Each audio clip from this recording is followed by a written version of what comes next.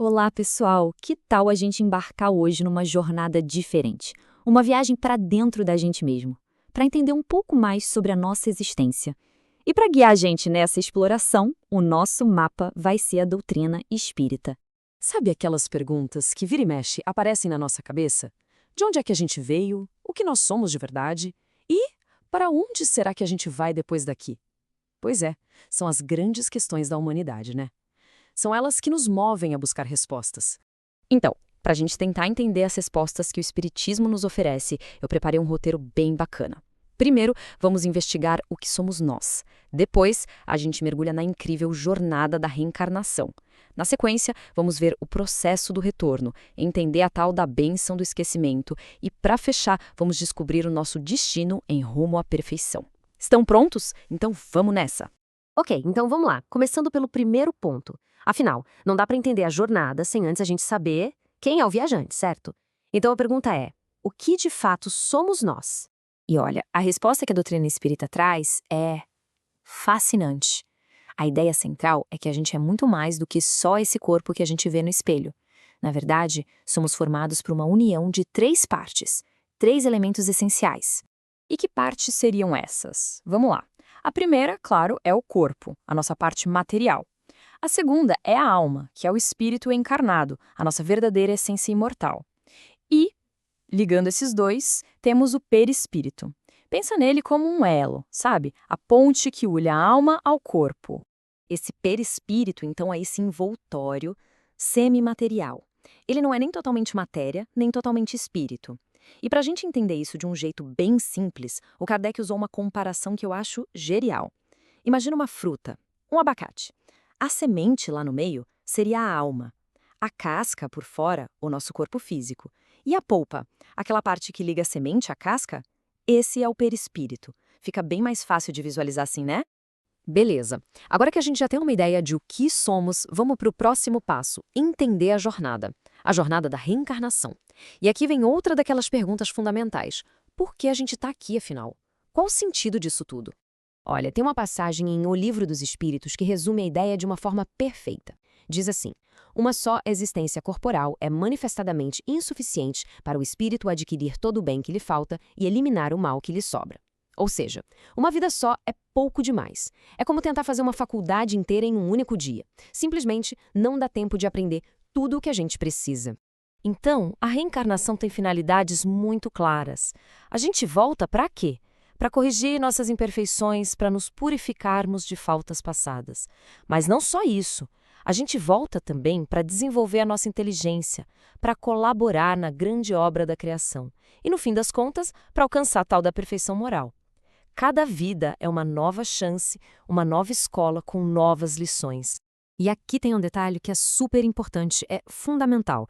Essa jornada é sempre para frente. A evolução é sempre progressiva.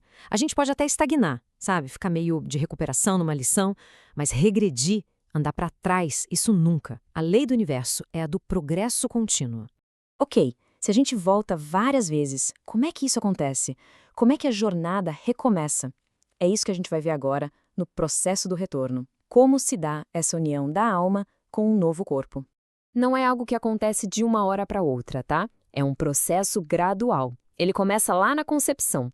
Nesse momento, um laço fluídico, como se fosse um fio de energia do perispírito, se liga àquele novo ser.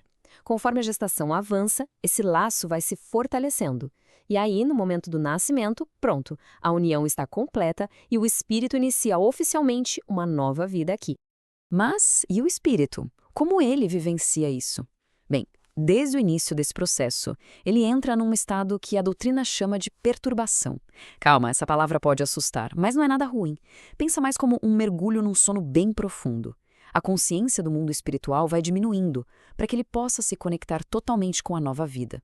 E essa ideia de perder a consciência, de mergulhar num sono, tem tudo a ver com o nosso próximo ponto. Um conceito que, de primeira, pode parecer estranho, mas que é absolutamente essencial. A bênção do esquecimento. Ou, como eu gosto de pensar, a bênção de um novo começo. Essa é, talvez, a pergunta que todo mundo faz, né? Se eu já vivi outras vezes, por que eu não lembro de nada? Cadê as minhas memórias? É uma dúvida super legítima. Então, a resposta é que esse esquecimento é, na verdade, uma proteção, uma bênção. Pensa só por um minuto. Imagina se a gente lembrasse de todos os erros que cometemos, ou das dores que sofremos. Seria muito difícil recomeçar, né? O esquecimento zera o placar. Ele nos dá uma folha em branco para a gente escrever uma nova história, focado no agora, com uma chance real de fazer diferente. Certo, a cada vida a gente ganha uma chance de recomeçar, de aprender. Mas para onde tudo isso leva? Qual é o ponto de chegada? É isso que a gente vai ver no nosso último tópico, rumo à perfeição, o nosso destino final. O Livro dos Espíritos descreve esse destino, a condição de espírito puro. Quem são eles? São aqueles que já se formaram na escola da Terra.